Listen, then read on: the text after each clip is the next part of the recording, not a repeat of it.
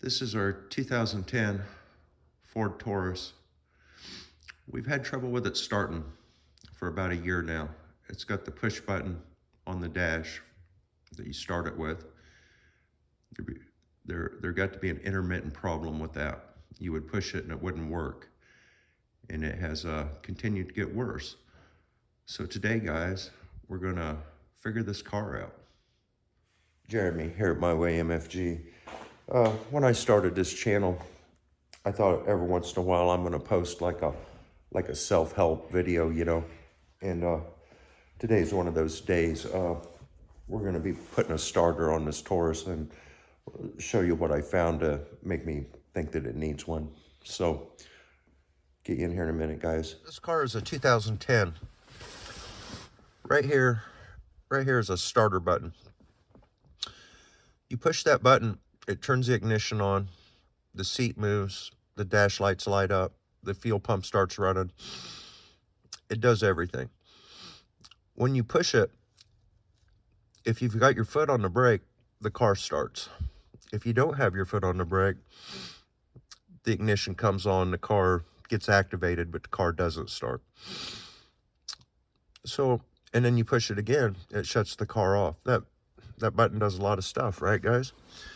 Anyway, when this first started happening, we would be somewhere, push the button, the car wouldn't start.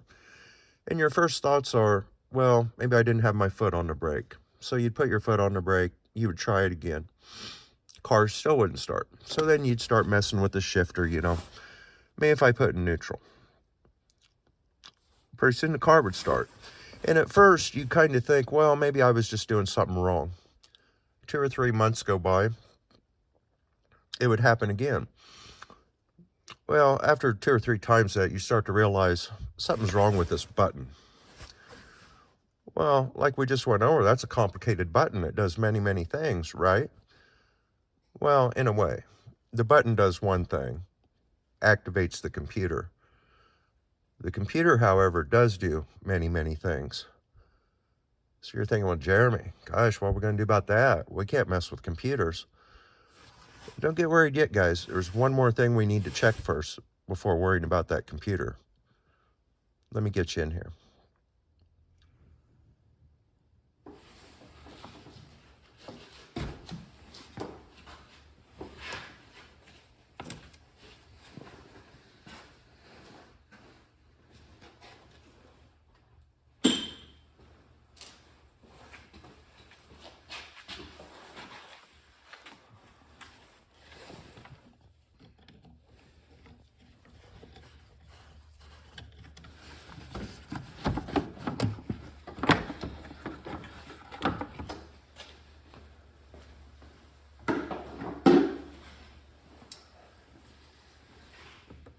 After removing the air box from the car,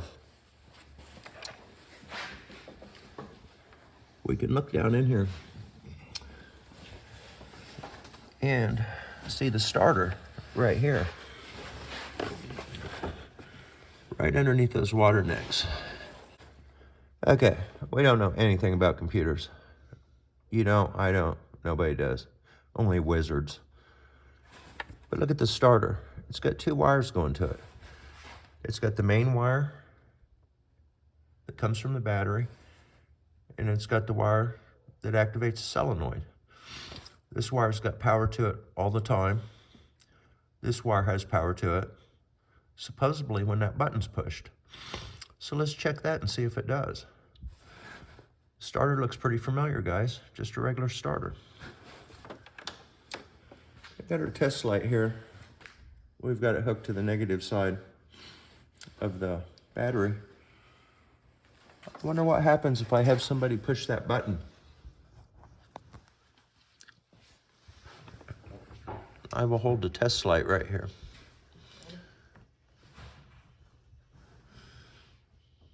Brake in?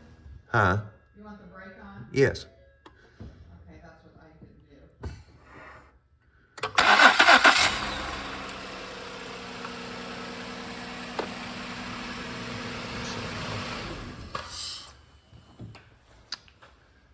You see the light up, guys?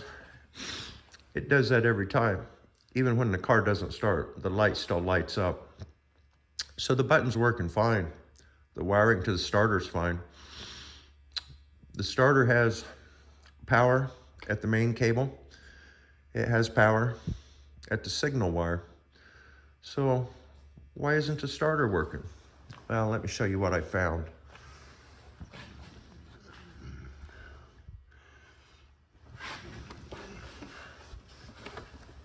Hopefully you can see this, guys.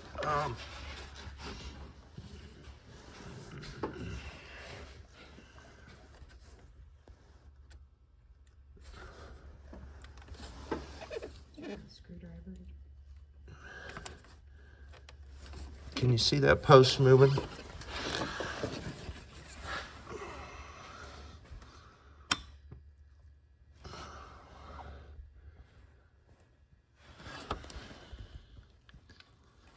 I'm going to take the battery out so you can get a better view. I found this laying down in here. This would cover the wires on the starter. You have to take this off before performing that test you just seen me do. I didn't even know this was supposed to be on there. It was laying down in there. So if your car still has this on it, you would have to remove this. As far as the kickdown cable goes for the transmission, it's just this clip right here. Just get a screwdriver under that side and it will pull up off of here. That holds this down. This pries up and this slides that way. You have to remove the kickdown cable, it says in the PDF file, and then the starter should come out from in between these water necks. So we're gonna try that, and if that don't work, we'll see what else needs taken off.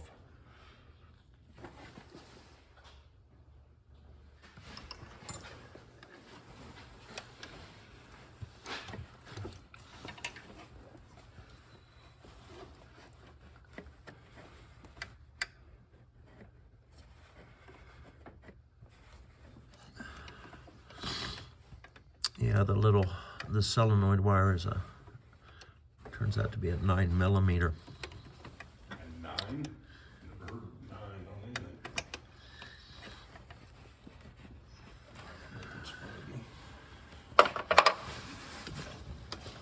I've got that nut broke loose. See if I can roll it off of there.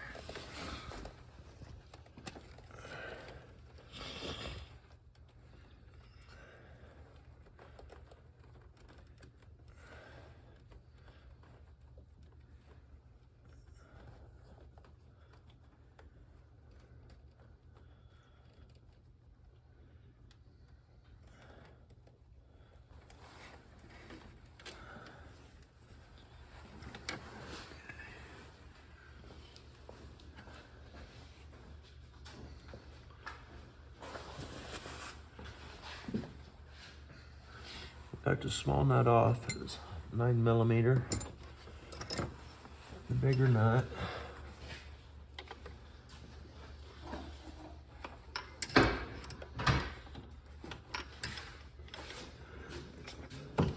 Just got it broke loose. I had a 14mm on it, but I think it's supposed to be a 13. I was able to get it broke loose with that, but we'll try a 13 going back on. I just happened to have the 14 laying here and it worked, but it felt a little loose.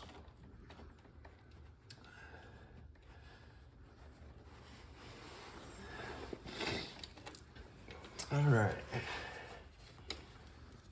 The wiring is undone from the starter. Now we're gonna see if we could access the bolts.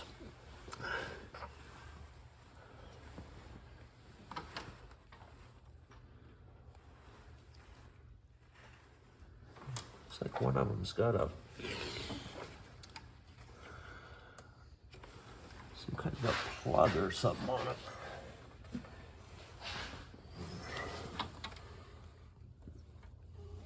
Like a plastic clip over the head of this one bolt. Not sure what that is.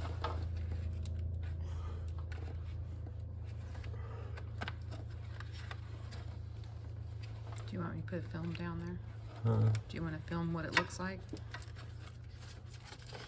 What is it though? Is it get anything attached to it.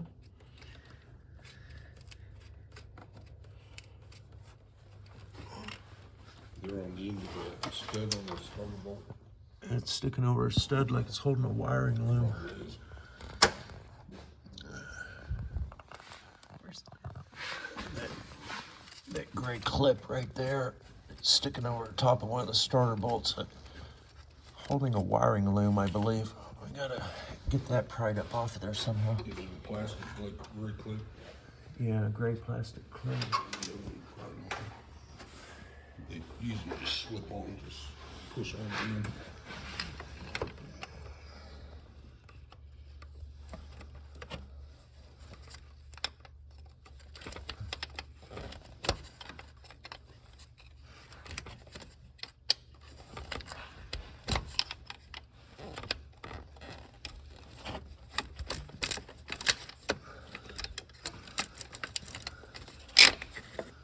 There, we got her off of there. Figure out what size those guys are. Thinking 13 maybe.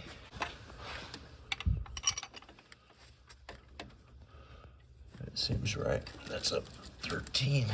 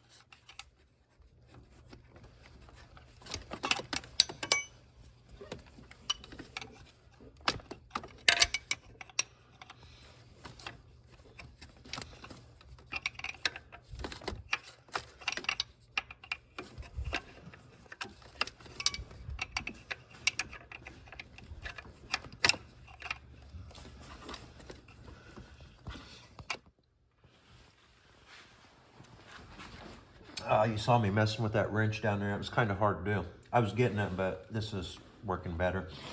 You can get a ratchet with a long extension, deep well socket, right down on this one. So let's go ahead and finish taking this one out and see if we can get to the other one just as easy.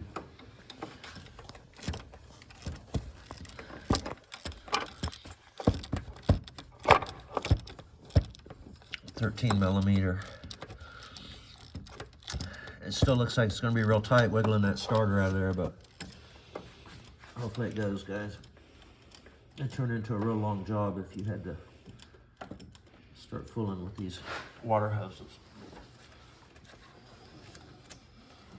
It's a long bolt.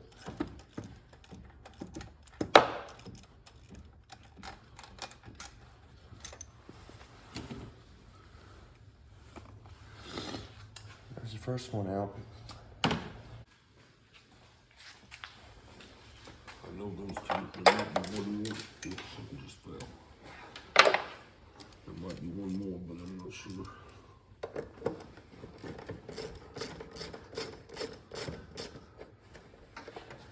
See if they put something to get up out of there.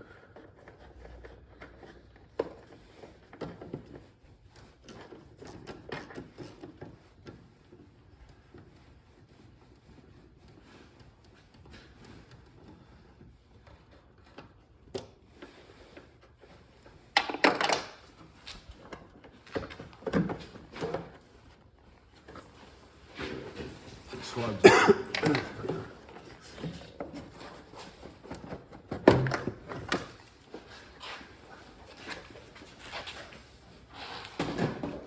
Yeah. At the bottom of that airbox out, you can get a lot better view of it now.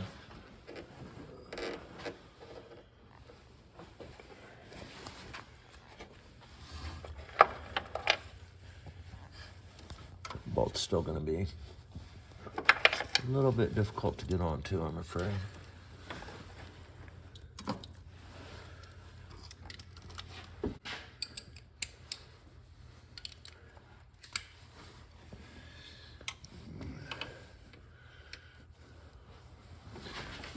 If you bend that hose over, you can get a straight extension on it.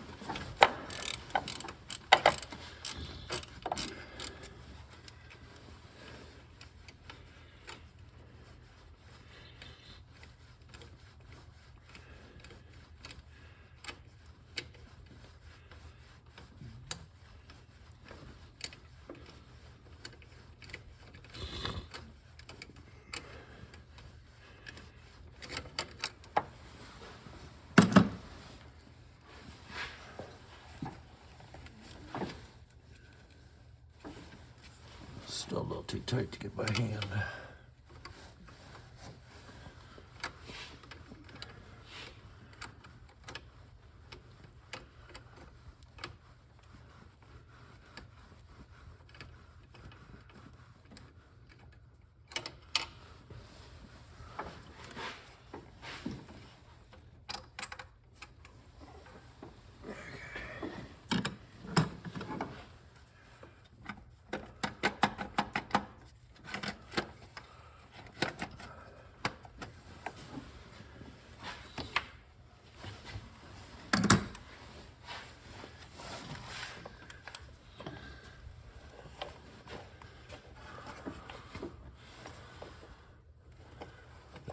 Almost looks like this lever's gonna have to come off. You know what I mean?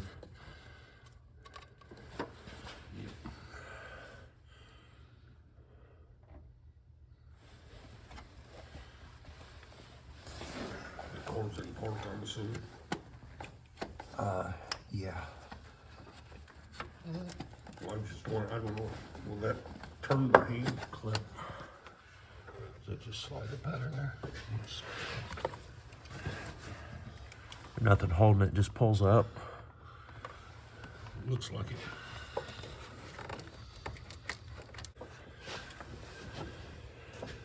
Oh, I see. There's plastic tabs back here on the back. If you go through here, can you push them on the screwdriver? Yeah, I bet that is how to do it. Yeah.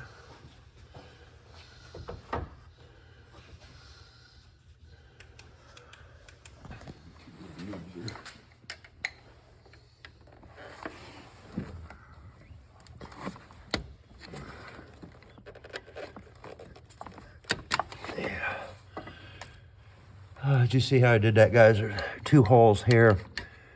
You push into them, it pushes back these two plastic tabs here and here. Gets that loose. Let's see if we can get this lifted up out of here. Now it's still tight, very tight.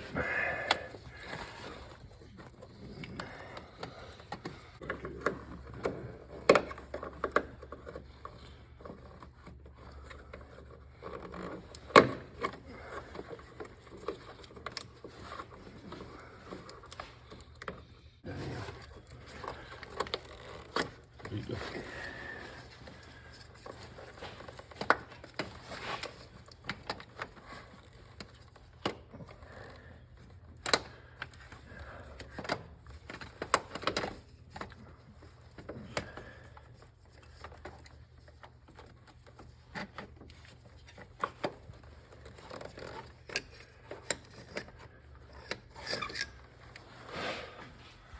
There it is. What was going on with this was right here.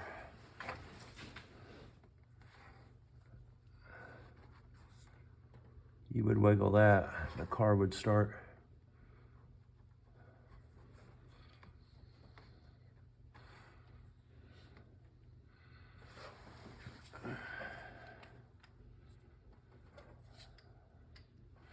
So it will come out of there. It's tight, it only comes out one way. So what we ended up taking off in the end was the air box, upper and lower.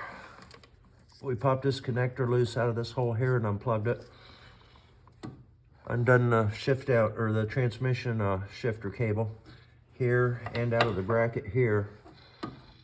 Of course, unhooked the battery. Undone these two wires, these two bolts, and you can just barely feed it through right here. So that's where we're at with that. I think we're ready to take the new one out of the box and hopefully it looks similar, you know, the same. So we'll see what happens there.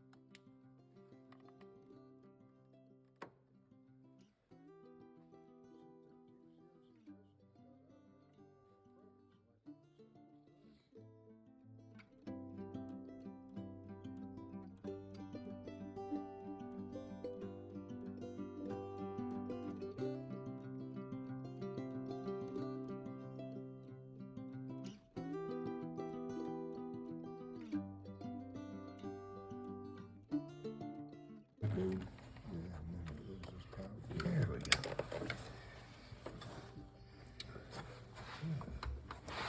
I think that's all back together.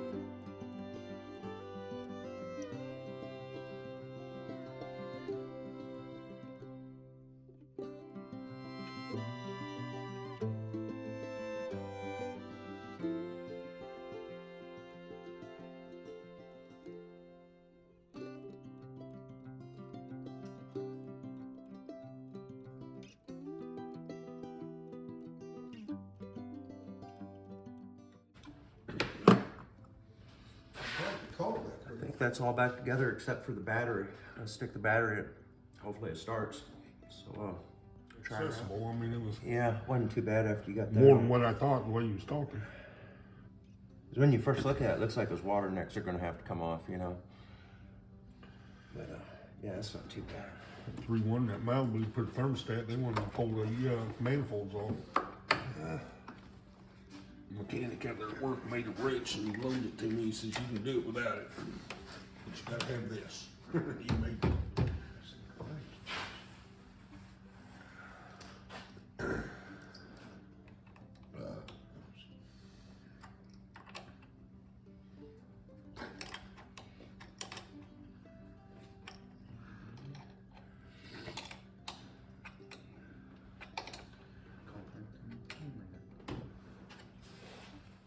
I think that's all back together. If you want to try to start it, hopefully it starts.